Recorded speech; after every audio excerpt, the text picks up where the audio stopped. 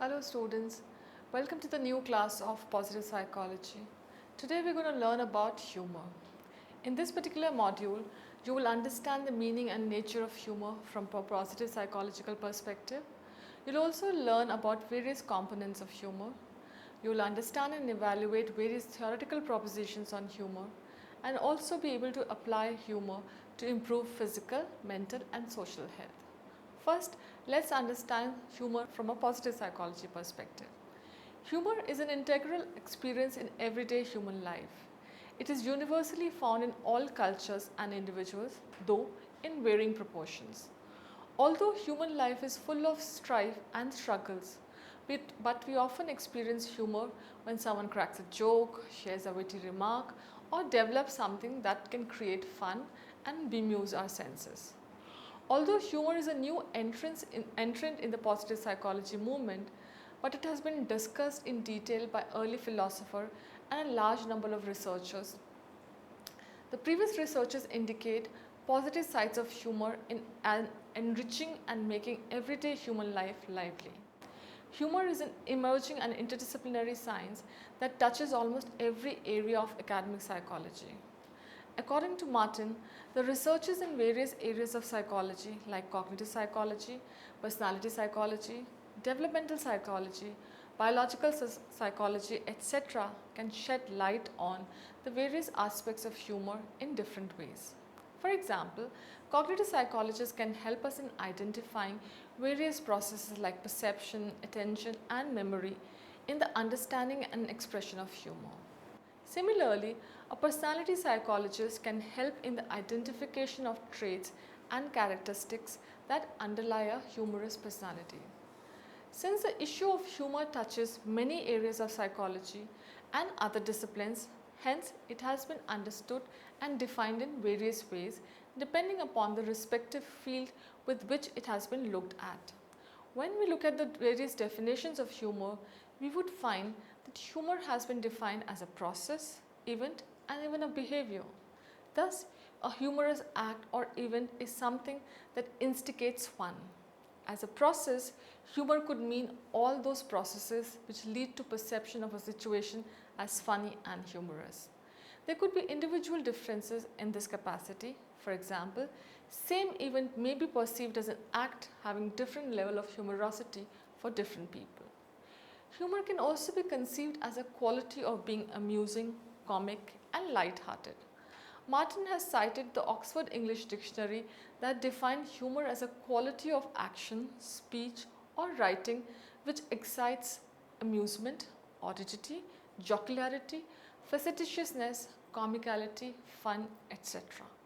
Further, it can be considered as a faculty of perceiving what is ludicrous or amusing or of expressing it in speech, writing or any other composition. Jocose imagination or treatment of subject are some of the ways through which humor is expressed. According to the psychologist Michael, the term humor can be used to describe a process initiated by a humorous stimulus like a joke or cartoon and terminating with some responsive indicative of an experience pleaser such as laughter. The cognitive way of looking at humor could be defining it as a tendency of a particular cognitive response to provoke laughter, physical reaction and provide amusement. There are several components of humor. According to Martin, from a psychological perspective, the human process can be divided into four essential components. First, in a social context, second, in a cognitive perceptual process, third, as an emotional response, and fourth, in various behavioral aspects. Let's look at them one by one. Humor as social aspect. We humans spend most of our lives in a social situation while interacting and communicating with others. According to Martin, the social context in which humor originates is one that of playfulness. He maintains that humor is essentially a way for people to interact in a playful manner. There are various factors that may promote playfulness in social situations. For example, the frequency of social interaction, social and demographic variables of people in action, their personality characteristics, etc. All of them play a very important role in promoting playfulness. Cupers has considered humor essentially as a social response or a phenomena. He has cited various theoretical discussions on humor like superiority theory, relief theory and incongruity, all of them essentially he considers as sociological. A detailed discussion on these theories and other theories of humor will be discussed later, but we need to understand the components of humor. The second component of humor is the cognitive perceptual aspect. Apart from the social aspects, humor has a strong cognitive aspect as well. Most investigators would agree, however, that humor involves an idea, image, text, or event that in some sense is incongruous, odd, unusual, unexpected, surprising, or out of the ordinary. If we are unable to perceive and process the incoming information about a joke or a humorous incident, we would not be able to laugh about it. What is perceived witty, surprising, or humorous could be affected by the capacities of our working memory. Jura, in his article on the cognitive aspects of jokes, has highlighted the impact of perceptual and cognitive processes in development and effectiveness of humor. Further, he has considered surprise effect as one of the main ingredients of humor. According to him, funniness results where expectations were violated. We are not amused if we guess the joke. The element of surprise is necessary for the creation of humor. Similarly, Paul McGee in a study investigated the relationship between children's level of cognitive functioning by keeping in mind the Piaget's theoretical framework and their comprehension and appreciation of humor based on violation of cognitive expectancies. McGee found that the level of cognitive development was not significantly related to humor appreciation for either novelty or incongruity humor. However, an analysis of age differences indicated consistent significant increases in comprehension with increasing age for all humor stimuli. The various studies highlight the importance of novelty, incongruity in creating humor. The third component of humor is the emotional aspect.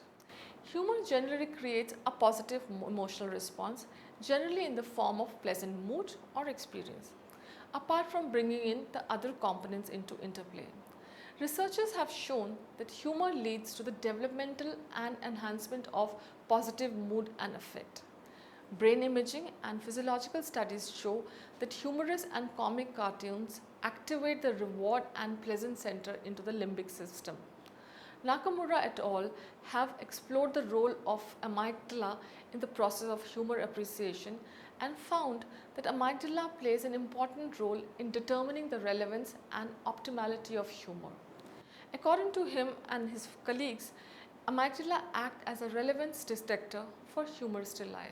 The cognitive theories of emotion state that we experience relative emotions and relevant emotions based on their appropriate cognitive appraisal. Similarly, we experience an emotional response when we consider the situation incongruous, funny, or amusing. However, when we study the existing research literature, we find that they overemphasize on the cognitive aspects of humor. Historically and philosophically, researchers have stressed upon the perceptual and cognitive elements underlying humor, often at the cost of emotional and social aspects. The last component of humor talks about the behavioral aspect. Humor is finally reflected in its behavioral aspects like a smile or laughter. Depending on the properties of stimuli or humor causing elements like jokes, we experience a mild smile of low intensity to a full-blown laughter of a very high intensity. The intensity of humor might not be reflected only from the facial features, but also might extrapolate to the other bodily organs. For example, on a wonderful joke, you may feel like rolling on the floor or getting your belly blown away. Sometimes these behavioral aspects of humor might act as a cue for inviting others to engage and indulge in playfulness. Apart from these behavioral aspects, it also plays a therapeutic role by bringing positive mood, promoting social inclusion, developing or strengthening new and existing relationships, creating new social connections, and bringing high energy and motivation at absolutely no cost. For example, You could imagine yourself when you are with your friends and someone cracks a joke, or when you're watching a comedy show on television, the kind of reactions that they induces in you, it also has an all-encompassing positive frame of mind. You can't be serious or you can't be upset while watching a comedy show, and that's what humor can do to the behavioral aspect of a person. Now let's look at the various theories of humor. The theories of humor have emerged from researchers in various disciplines like philosophy, sociology, psychology, and recently physiology. Classically, the theories of humor can be categorized into three parts. One, the incongruity theory, two, superiority theory, and the third, relief theory. All these theories have philosophical roots and they have been discussed at length and breadth in various philosophical systems of Western philosophy. In the area of psychology, Freud's theory of humor was one of the original and foremost contributions to the theoretical explanation of humor. The Freud theory was popular in the 1950s and 1960s. However, it declined with the rise of cognitive revolution in the 1970s. With the advent of computers and the development of information processing models like cognitive theories like incongruity theory became most popular during the 70s. During the same time, a lot of developments in the area of physiological psychology and brain imaging techniques led researchers to discover for the physiological theories of humor, leading to the parallel development of cognitive and physiological theories. During the same time, social psychologists elsewhere were also intensively studying the domain of human aggression and applied it to the development and understanding of humor. This led to the development of superiority theory of humor. The relief theory subsumes the overtones of old Freudian theory, according to which humor works as a reliever from the censoring event or phenomena. As previously stated, has been understood from the philosophical perspective, but the rise and strengthening of positive psychology movement has brought a fresh understanding to these theories from positive psychological perspective. These theories need to be looked into for our understanding of human behavior. Let's first have an understanding of what incongruity theory proposes. According to this theory, all humor is based on the perception or recognition of incongruity, a contrast in reality and actual perception. Incongruity refers to the cognitive perceptual process essential to humor in which conflicting ideas and events or messages are combined. It is considered to be the basic process underlying all humorous expressions.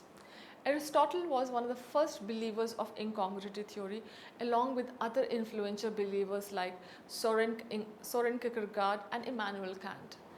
Incongruent theory is closer to violation of expectation paradigm often discussed in modern psychology, for example, developmental psychology.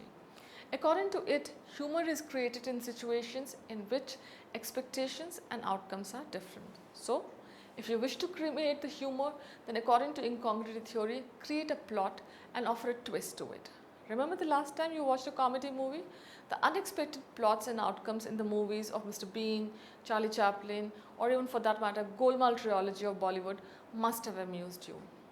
According to Smuts, the incongruity theory is a reigning theory of humor, since it seems to take into account most cases of perceived funniness.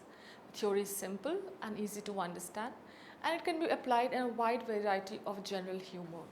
However, critics of the theory say that all humor cannot be explained by the unexpectedness, twist, and violation of expectations. The second set of theory talks about superiority theory. Another group of theories called superiority theory believe that humor results from a sense of superiority and high self-esteem. Also, people with high self-esteem use more and more humor. For example, if you notice a doctor and a patient in a communication, when patient is seriously concerned about his or her disease or problem, so much so that it looks very grave and intimidating, than it is the doctor who cracks little humor to diffuse the gravity of concern for the patient. Similarly, when a student feels threatened by nearing examination or a class test for which he or she is not prepared and discusses this problem with his parent or teacher, then what people in superior position do? What would your parents or your teachers say? They generally would console, motivate, and if nothing works, create humor. क्या हुआ fail हो गए तो? अगली बार दे देना. I'm sure इससे बुरा तो नहीं कर सकते. These are some of the ways through which they diffuse the tension, and that is also an aspect of humor. The sense of superiority must not be confused with a casual attitude about the situation, like a careless friend suggesting us not to worry about the examination and let's all have fun. No, that's not humor. That's a complete apathetic attitude towards your concern. According to the 17th century philosopher Thomas Hobbes, he said, humor originates when a superior person interacts with a weak or inferior person and suddenly experiences a sudden sense of glory. In the words of Hobbes, the passion of laughter is nothing else but sudden glory arising from some sudden conception of some eminency in ourselves by comparing with the infirmity of others or with our own formerly. Hobbes' version of superiority theory was probably the strongest version of superiority theory. It faces the danger of confounding a sense of superiority with arrogance and smirk. There are other variations of the superiority theory offered by those scholars who completely do not agree with the view of Hobbes. One such variation is known as the inferiority theory given by Robert Solomon. According to him, rather than stemming from a sense of sudden glory or superiority, humor can originate from a sense of self-depreciation as well. Self-critical attitudes or simply an attitude to take oneself not so seriously. According to Snuts, Solomon's inferiority theory of humor raises a central objection against the superiority theory, namely that a feeling of superiority is not a necessary condition of humor. This brings us to the last theory, which is relief theory. According to relief theory, humor works as a relieving mechanism from the build-up tension, frustration, and anxiety. The relief theory is physiological and psychological in nature, in that it takes into account the influence of various physiological processes like the role of brain, especially the brain organs, for example, amygdala, as discussed earlier. It helps in dealing with emotions and neural chemistry on one hand, and catharsis of pent-up feelings and emotions through humor on the other hand. For example, a person who is feeling very tense or nervous in front of public during a public speech can be relieved by and put at ease by use of humor either by himself or any other person in the party. If you're a student and preparing for your presentation for the first time, and if you're feeling a bit nervous, then a good strategy could be to begin your presentation with a note of humor. It not only would put you at ease, it will also set up the platform for your effective presentation. You might have seen that in many situations when you see there's some kind of a tension or you can see some kind of a melancholy, humor comes as a rescue to dissipate that. So obviously, humor is a relief that we can always fall back on. According to classic psychoanalytic theory of Freud, humor, like dreams, denote our repressed feelings and hidden desires. Freud laid the foundation of psychoanalytic theory of humor in his book in 1905 by the name Jokes and Their Relation to the Unconscious. And later, in his journal article Humour in 1928, the psychoanalytic perspective maintains that our threatening impulses find an outlet in public in the form of humor. Freud offered a formal analysis of jokes that he called jokes work on the line of dream work. As Freud perceived human beings mainly made up of threatening instincts and impulses which are censored by society, a viable duct-like humor is needed to find out socially acceptable way to bring them outside. However, all types of jokes do not have sexual and instinctive overtones. So Freud made a distinction between innocent jokes and tendentious jokes. According to him, innocent jokes do not fulfill any deep psychological purposes or functions. Such kinds of jokes may denote playfulness or wit. On the other hand, tendentious jokes are something that serves the underlying deep psychological functioning by bringing the repressed feelings and sexual urges in a socially acceptable manner. For example, the tendentious jokes contains aggression, hostility in a disguised manner. You might have seen in your day-to-day life, there are jokes about certain communities, there are jokes about certain relationships, These are the stereotypes which have been created over a period of time. We cannot talk about them in a normal conversation and find acceptance between people. So the jokes are made around them so that the same can be communicated, which may or may not be in the good health of society or community. Like any other explanation offered by the psychodynamic theory, the creation of humor also depends on interplay between the personality triads of ego, id, ego and superego, where the id wants to go on expressing its uncivilized urges, that ego wants to rationalize and superego wants to censor. If superego is liberal, then the humor will be light, and if superego is harsh, the humor will be sarcastic. Critics of psychoanalytic theory of humor have criticized it for the overuse of its classical and outdated ideas and painting every human picture of behavior with sexual and instinctive overtones. There is no denying to the fact that there is no dearth of jokes with sexual and aggressive overtones, but not all jokes fall into that category, as there is no methodological basis of Freudian psychoanalytic theory of jokes and humor, and the presence of sexual or aggressive pent-up feelings and emotions do not necessarily give rise to dirty or double-meaning jokes. For example, cracking jokes, even dirty jokes, might not release sexual tension. Rather, it may just increase it.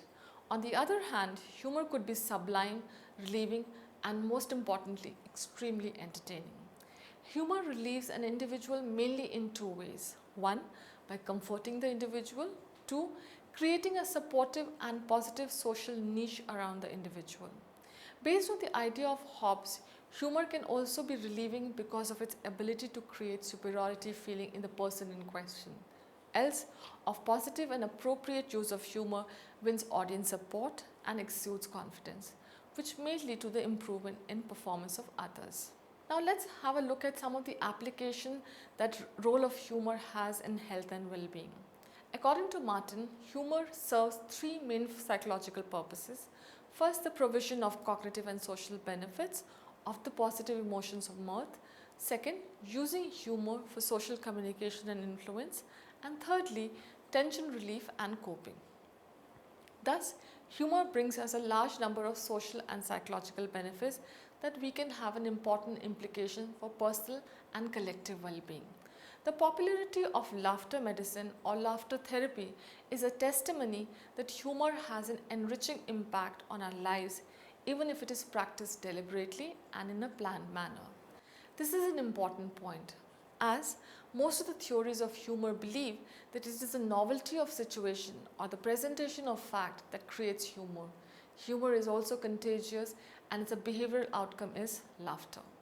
According to Smith and Siegel, humor offers us a range of physical, mental and social benefits which can be described in few characteristics. The physical health benefits are: it boosts immunity, lowers stress hormones, decreases pain, relaxes muscles and prevents heart disease. The mental health benefits are that it adds joy and zest to life, it eases anxiety and fear, it relieves stress, improves mood and enhances resilience. Just imagine if someone has if you're in an off mood and someone cracks a joke, you cannot but help to laugh. And the moment you laugh, the negative state of mind or the gloomy state of mind completely changes. That's the health benefit that we're talking about. It also has social benefits. It also can strengthen relationships. Imagine if you had a fight with a friend and you go and crack a joke and try to dissipate the tension. The chances are that fight would not go forward and you'll be able to resolve your differences fast. Attract others to us. Most of the time you would hear people saying that quality that they find in they want in their partner is sense of humor. So humor is also one thing which makes others attracted to us, and we are attracted to others. It also helps in enhancing teamwork, help diffuse conflict and promotes group bonding. So with as many effects, as many benefits of humor, it's a kind of field that we need to really look into to improve the quality of life for our people.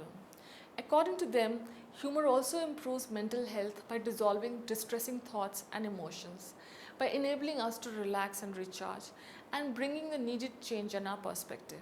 For example, humor can enable us to perceive a situation in a less threatening manner by diffusing the gravity of the threat or creating a psychological distance or distraction between a person and a situation.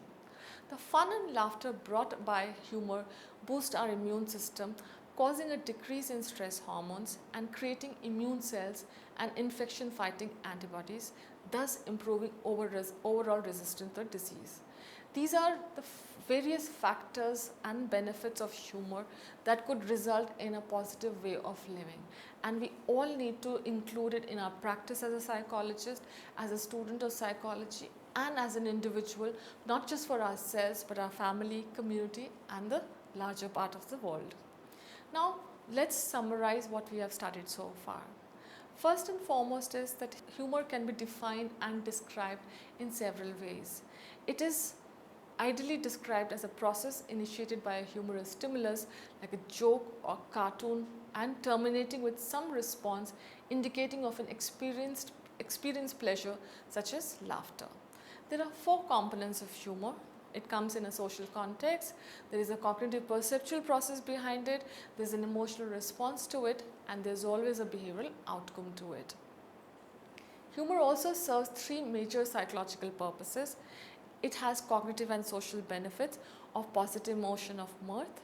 It uses humor for social communication and influences. And thirdly, it is a huge source of tension relief and coping. The social context in which humor originates is the one of playfulness. Humor is essentially a way for people to interact in a playful manner. Humor also involves an idea, image, text, event that is in some form or in a way incongruous, odd, unusual, unexpected, surprising, or out of the ordinary. Researchers have shown that humor leads to the development of enhancement of positive mood and affect.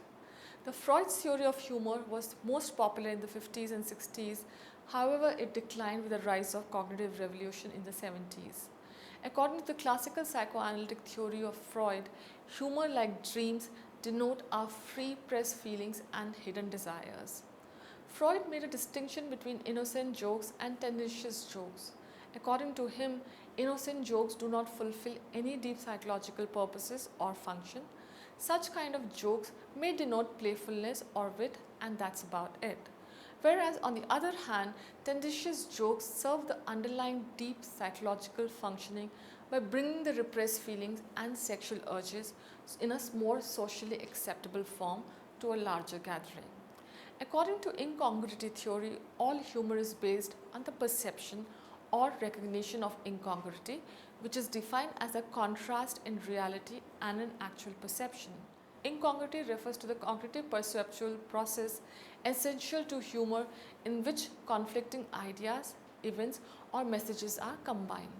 According to the 17th century philosopher Thomas Hobbes says, when a superior person interacts with a weak or inferior person and suddenly experiences a sense of glory leading to the development of humor. That theory was the leading factor to define the superiority theory of humor. Whereas according to inferiority theory, rather than stemming from a sense of sudden glory or superiority, humor can originate from a sense of self-deprecation, self-critical attitudes, or simply an attitude to take oneself not so seriously. According to the relief theory of humor, humor works as a relieving mechanism from the build-up tension, frustration, and anxiety. It is a kind of a getaway from the worries of the world. And lastly, we all need to understand, which has been scientifically established, that humor offers a range of physical, mental, and social benefits.